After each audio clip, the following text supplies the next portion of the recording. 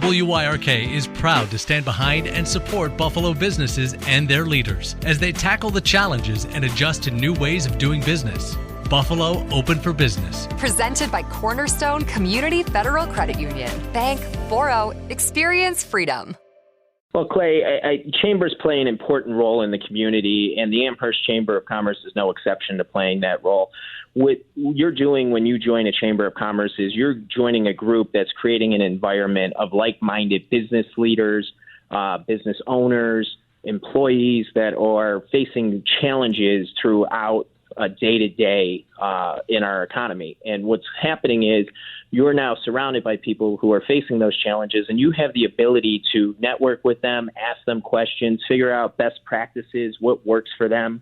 There's just been so many challenges. So when you join a chamber, it becomes that conduit to keep you connected. You do not need to have your business in Amherst for them to join your chamber. Is that correct? Yeah, that is correct. We are the Amherst Chamber of Commerce.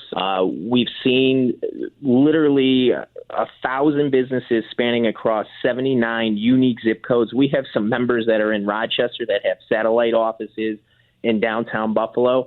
When you think about the town of Amherst, we are separate from the town government. We are not-for-profit. We're privately funded. And what takes place in the town of Amherst is you have a daytime population of about 200,000 people come through the town, which in Erie County alone at close to 1 million, that's 20% of the population. And you have 3 higher education institutions with Damon College, ECC, and the University at Buffalo. So it's an economic engine in the way that we help grow their businesses. AJ Baynes is the president of the Amherst Chamber of Commerce. We kind of touched on the pre-COVID and today's world, but can you kind of expand on how you guys had to shift some things around for that?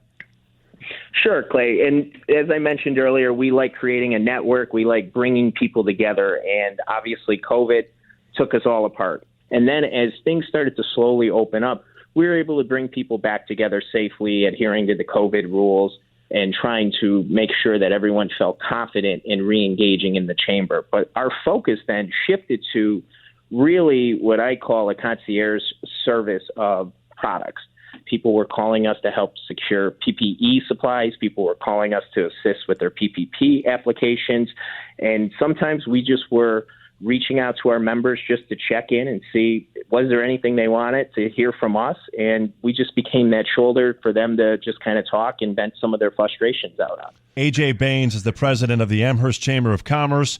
Everybody talks about hiring and need for employees, but what are the other challenges you're hearing from business leaders in today's community? Well, you definitely touched on it about hiring, but one of the other things that we're hearing from the business community is as they continue to bring back their employees, what is the future of the workspace going to look like, the workforce? The biggest thing we tell employers and the biggest thing we tell employees is just communicate. If you have an issue, if you have a child care issue, if you have an issue with an older adult that you're maybe taking care of, express those needs and concerns with your employer. And for the employers, make sure that everybody knows that the door is always open. And together, we're going to get through this. If there's business leaders out there listening, how do we get them in touch with you? They could reach out to the Amherst Chamber of Commerce through our website, amherst.org, or they could email me, ajbaynes@amherst.org. AJ, thanks again, man. I appreciate the time this morning. Thanks, Clay. I appreciate it.